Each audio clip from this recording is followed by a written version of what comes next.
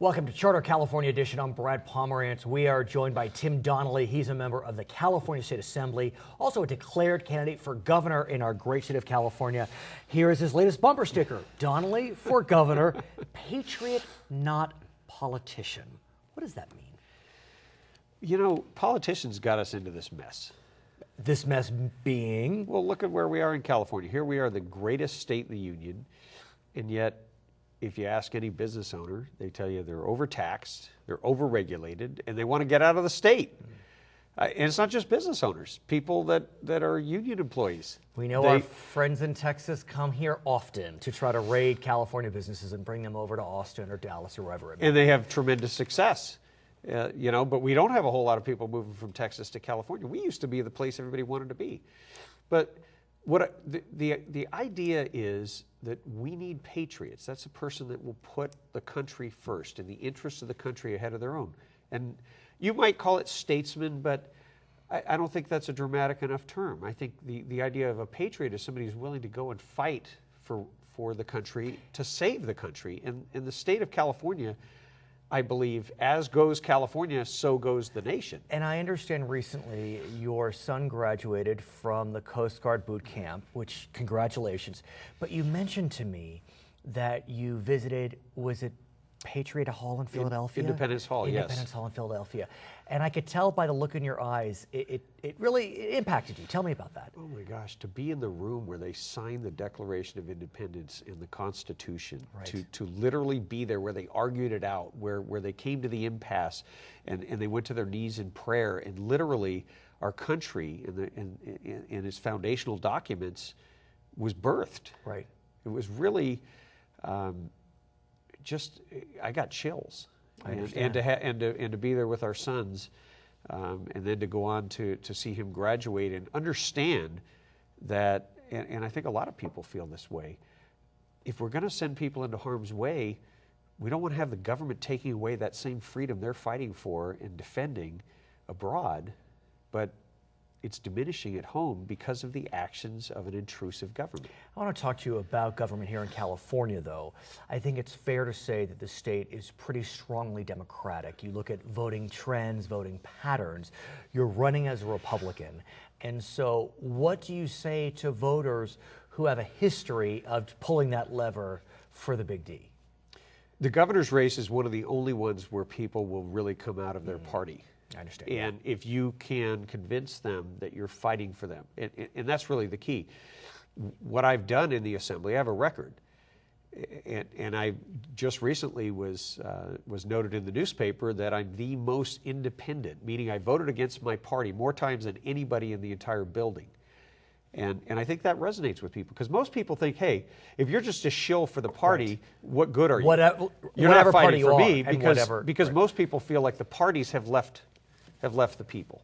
I want to shift gears and talk about a case that has touched so many people throughout our state, and that is the tragic loss of Gabriel Fernandez. Why don't you tell us a bit about Gabriel, and then we'll broaden the discussion. Gabriel's an 8-year-old boy that was being abused by his mother and his stepfather in Los Angeles County in Palmdale. Mm-hmm. And his story, tragic story, came to light just before we were doing an audit on CPS, which is Child Protective Services. The Los Angeles Department of Children and Family Services, which is another derivative of this in Los Angeles County, had visited his home multiple times. There were 6 reports. The last one was open. Most of them came from his teacher, who could see the evidence. He had been coming to school with a black eye and a bruised neck, bruises all over his arms and legs. He had holes in his face where they would shoot a BB through his face and use him for target practice. And somehow the social workers couldn't figure out they needed to remove this little boy. And his teacher told me, you know, in the beginning, he would tell her directly what the truth was. And after the social workers began to appear and they didn't take action, he would begin to fabricate stories and lie, because he was trying to protect his mother from having the social workers come out again, because now he was being abused even more in retribution. And so just this week, those 4 social workers, 2 of them were supervisors, 2 of them were actual field social workers, have been fired for their negligence. And this is good, because here you have this outrageous story, and usually what happens in these cases is it just gets swept under the rug, and they do an internal investigation, and nothing happens. But what's sad about the situation is this particular case came to light, but I am sure there are so many others like this that for whatever reason are not hitting the news media. Well, here's the thing. I first got into this case because of a case in Sacramento County where the CPS took a child away because the mother wanted a second medical opinion. So you're getting it on both sides. Right, but that's crazy. So on the one hand, they're taking children they shouldn't take, and I thought, why would they ever do that? And then I discovered that they get federal funds.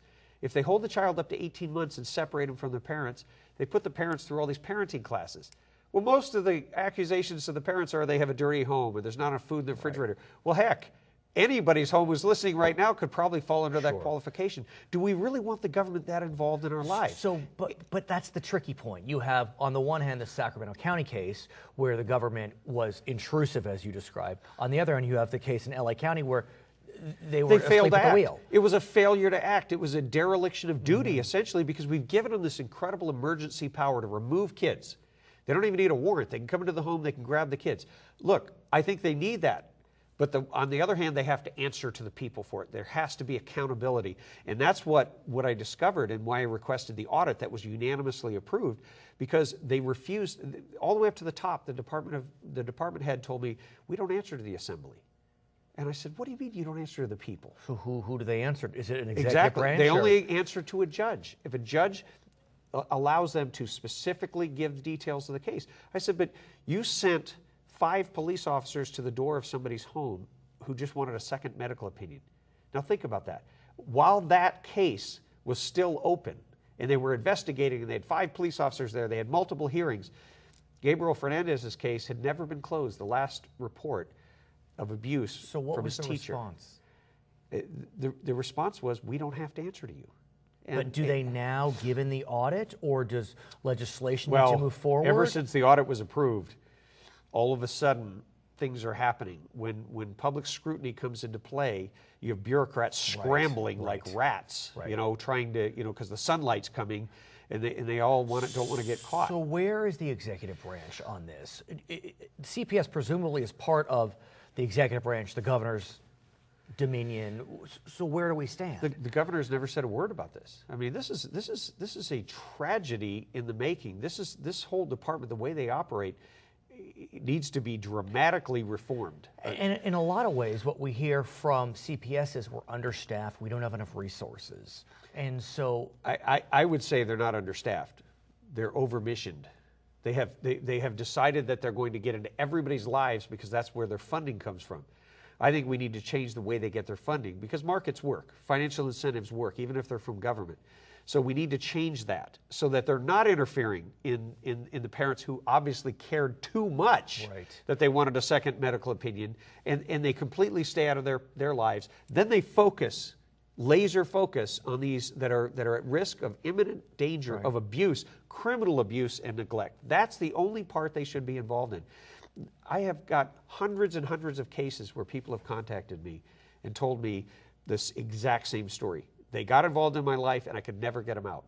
Last night on Facebook, I read a woman's post. She said the social worker told me if I do really good with these programs, they might give me my child back at the next hearing. I will guarantee you, I'm almost willing to bet every penny I have that they will not give that lady her child back. And I don't know anything about her case. So what do we do now? What's the answer? The answer is we need to severely reform this agency or maybe even end it and start over because it is a disaster. What are your friends in the assembly saying? At the hearing, I was absolutely blown away by the number of Democrats who stood up and said, not only do we need to audit this department, we need serious reform. So, could happen. Bipartisan support. Absolutely. That's the way we're going to do it. Tim Donnelly, candidate for governor, member of the California Assembly. When we come back, we speak with Stan Sniff, Riverside County Sheriff. I'm Brad Pomerance. It's Charter, California Edition.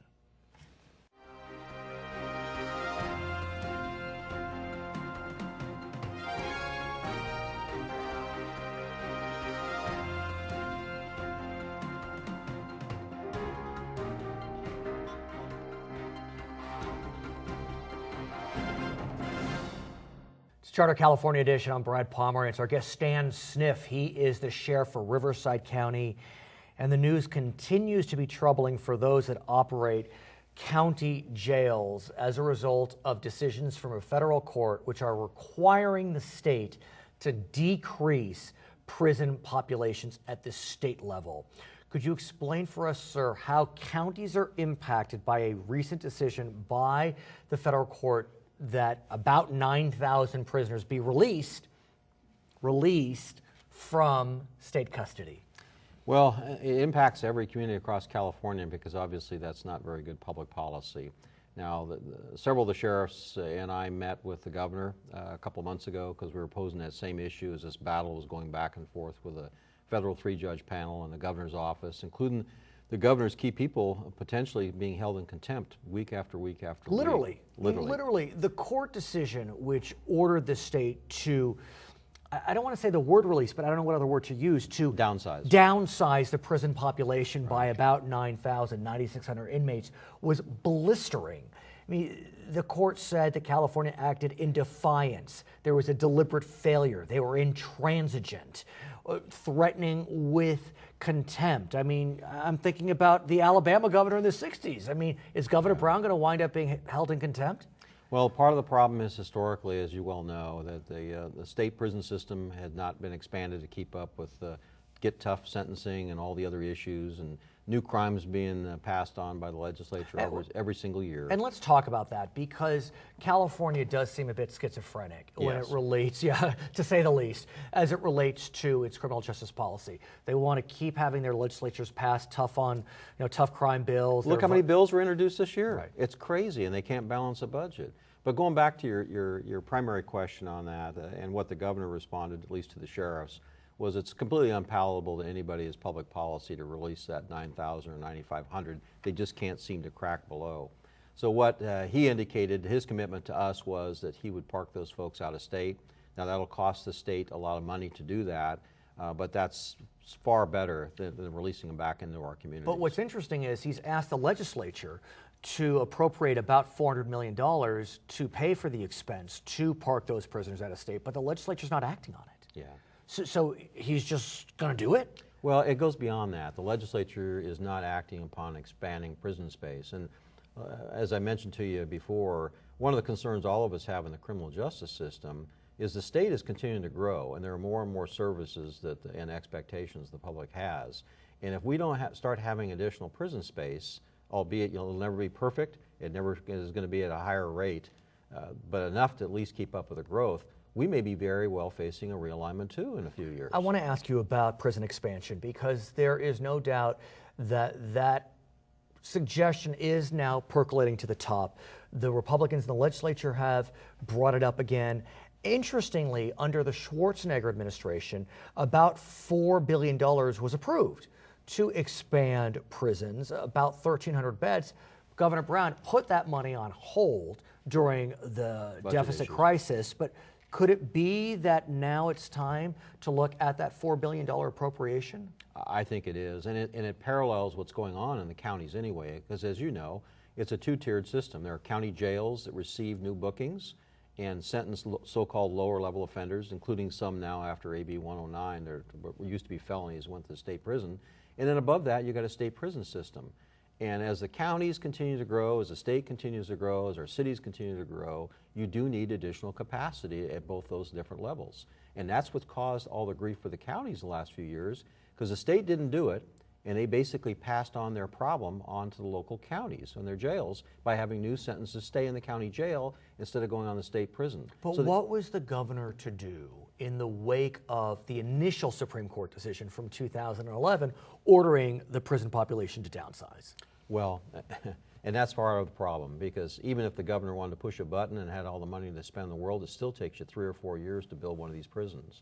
But the sad part is that government officials got caught in that box in the first place. And that was after a decade of, although we had new sentencing laws and Get Tough and all these other things, 3 strikes, the reality was they did not chew through what they were dealing with. And what they were dealing with was expanded number of people that need to go to state prison, but not expanding the state prison. And then they got whacked in the federal courts. Interestingly, we did see a decade of Get Tough, stronger sentences, more crimes, yet I believe it was in 2012 the voters passed overwhelmingly three strikes reform, which required that that third strike not be stealing a pack of gum, but something more serious and severe. Right.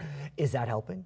I think that's helping a little bit. The problem is that the downsizing that was ordered by the federal courts, and that's probably why their language is so inflammatory there toward the governor and the state prison system.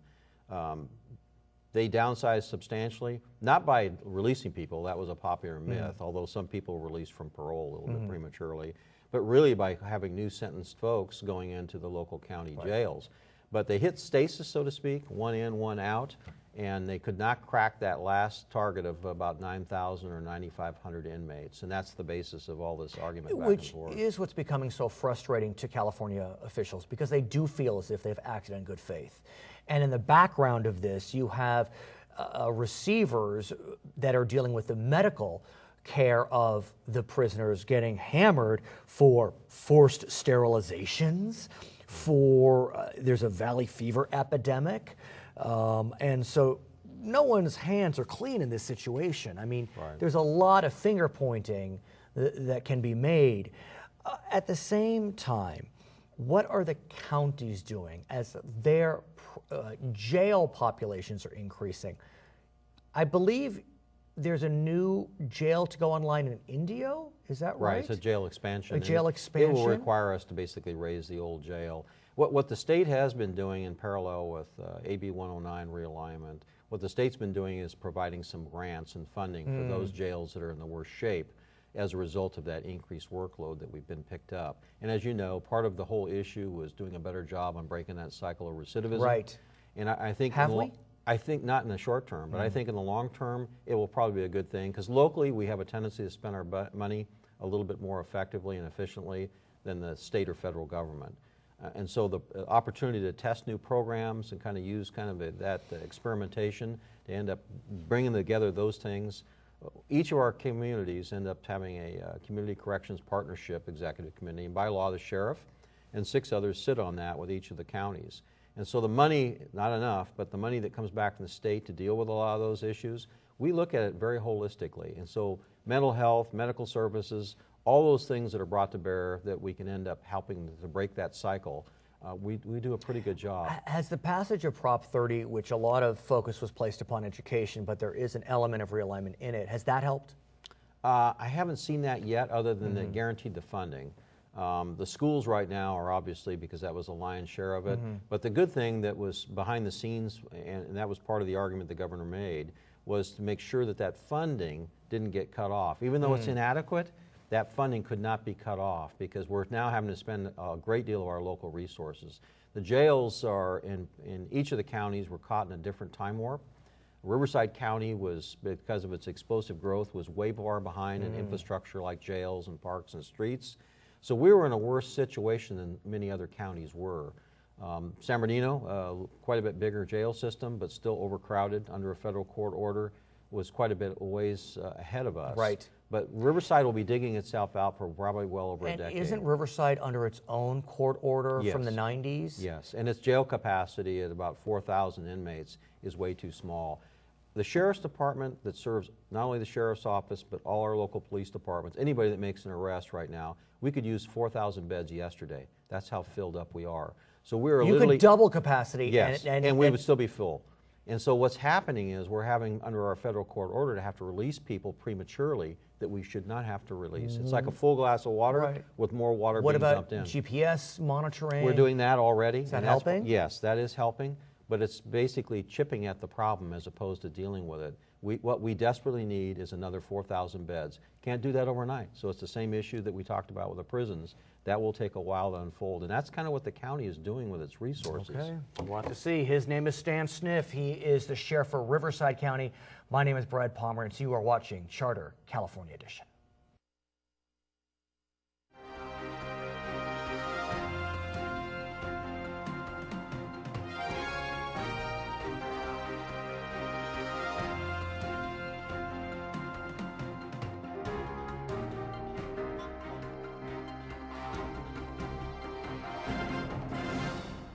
This is Charter California Edition. I'm Brad Pomerance, and our guest is Larry Ward. He is the assessor for Riverside County, which in so many ways was ground zero for the bust and boom of the real estate crisis here in California. And I want to talk to you about where we are today.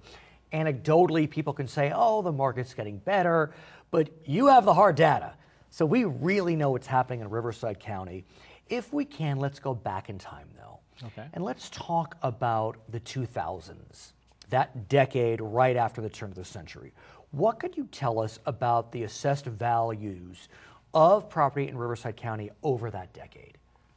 Well, Riverside County during the last decade was the fastest growing county in the state. Literally. Literally, and one of the fastest growing counties in the country. Our assessment roll almost doubled during that time period.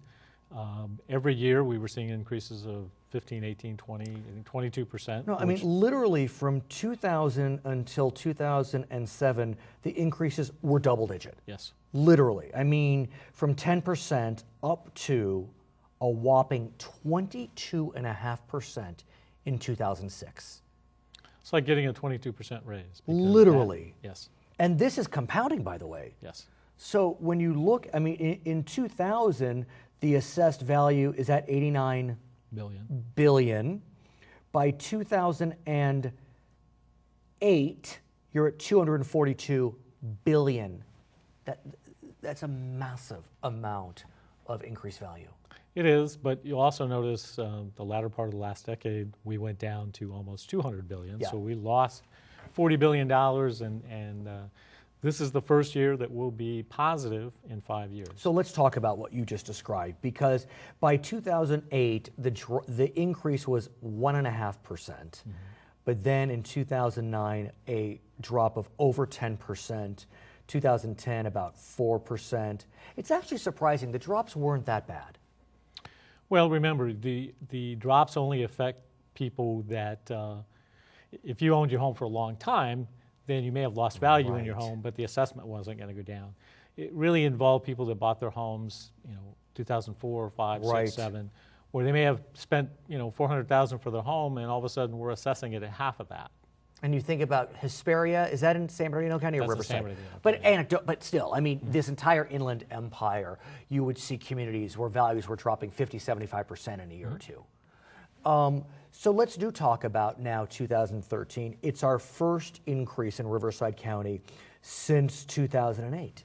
Yes. Small, about 4%, but how does that make the assessor feel? We're going in the right direction. It's going to be a long, slow process. Will it be, though? I mean, why? I think so. Why? Why won't it be rapid? I mean, Well, you I think saw rapid increases in the 2000s. But you're not going to see the number of new construction being built. Builders are much more cautious than they were. Interest rates are starting to go up a little bit. So I think, and as we see more homes come into the market, I think you won't see the bidding frenzy that we see now. So I think it'll start balancing out. But I wouldn't be surprised to see a 4 or 5% increase every year. So is your counterpart in San Bernardino saying essentially the same thing? Yes. What about Southern California generally? Similar data? Yes. Pretty much, really, Southern California across the state. I think all assessment rolls are up, some more than others. LA was up, I think, almost 5%. Do you know about the Stockton area, that county? I'm trying to think the name of that county. San Joaquin County? Yeah. Is that all? Because that was the other ground zero for the foreclosure crisis. They're actually coming back also, because you've got investors with cash making really good deals on homes. Now that begs the question. Are we seeing much of this driven by investors with cash buying up homes as opposed to families who are trying to get in? Well, I can tell you, any of your viewers that have been trying to buy a home in the last couple of years, I think they know what it's like out there with cash, or all folks cash with offers. Lots of cash. It's been very, very frustrating. So let's shift gears slightly. What comes up must come down, and now it's going up a little bit. That means if a viewer was the beneficiary of what we know as a Prop 8 reassessment, they may see yet another reassessment. Explain exactly what that means, sir. Well, under Proposition 8, we assess property at, say, what it sold for. If that property goes down in value, then our responsibility is to adjust it downwards. So that's the law. That's the law. That is the law, and you proactively seek to provide that relief. It's not as if one needs to apply for it. One can, Right. but you have an affirmative We've obligation. been very proactive. So, for example, if somebody bought a house in, say, 2006, 2007 for $400,000, and a couple years later it was worth half that, then the responsibility of my office was to assess it at that lower amount. And as such, they were paying taxes on a lot less than they would have been if the market would have stayed up. So I would expect this year probably at least 50,000 people in this county are going to get tax bills that are going to be higher than last year. And that's the key. Under Prop 8, while you are obligated to decrease the assessed value, you're also obligated to increase it as values increase up to the sales price. Is that correct? Brad, you know this very well. I try. A little knowledge is a dangerous thing. But how quickly can you reassess that increase? Because under Prop 13, I believe, you can only increase property taxes, is it by about 2%? 2%. 2% is the max. Under Proposition 8, there is no maximum. So if property value goes up 10% or 15%, then our assessment would reflect that adjustment, and the taxes would go up accordingly. Is there any relief for a homeowner if all of a sudden they're going to see a 15% increase, or that's it? I mean, that's the law. That's Prop 13, and you know, right, wrong, and different. When it goes down, we took it down. When it comes up, we're taking it back up. Okay, let's talk about what we know as Prop 90. Okay. That's a proposition many viewers may not be familiar with. What is Prop 90? Prop 90 is an exclusion for seniors 55 or older, or 55. That's not that old. well, but good 55 news. or better, Right. actually, or somebody who is permanently disabled. Under Prop 90, they could move from, say, Orange County or Los Angeles or San Diego into our county, buy a home, and if they meet certain requirements, they could bring their Prop 13 value with them into Riverside But County. that's not the law yet. No, and the County Board of Supervisors will be voting on it soon. I would suggest anybody who is interested, and I have a feeling there's going to be a lot of people interested, keep an eye on our website, www.riversideacr.com. So let me just make sure I understand Prop 90. So currently, if one moves within a county, they can bring their Prop 13 value with them if they're 55 and over or disabled. Yes. What Riverside is now looking at is to allow a move from one county to another. Yes. So into Riverside County to bring that Prop 13 value with you. Other counties have that now, is that correct? There are 8 counties currently that have it, Los Angeles, San Diego, Orange County, and then several That counties up allows north. a Prop 13 value to join them. Right. What's the advantage? What are the benefits? Why would a county want to do that?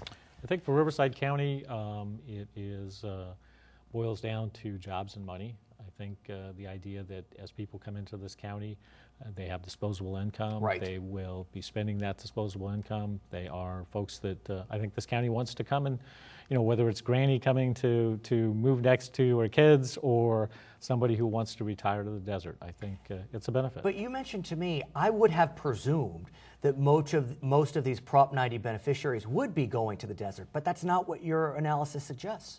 Riverside had Prop 90 in place from 1990 to 95, and what we found is people moved to Hemet, people moved to Banning and Beaumont, Menifee, Temecula, really throughout the county. So it's not just those desert communities that would be the beneficiaries. No. Do we anticipate that this vote will be successful? Yes. So what can our viewers do if they are looking to move into Riverside County from another county? What do they have to do to benefit from Prop 90, presuming this passes? They need to wait until it passes. Until it passes. Okay. And then again, we will have brochures. We'll have lots of information because there are some requirements. The home that you buy in Riverside County has to be less than the home that you sell outside the county. So there's those kind of requirements that are very specific. His name is Larry Ward. He is the Assessor, County Clerk Recorder for Riverside County. I'm Brad Pomerance. This is Charter California Edition.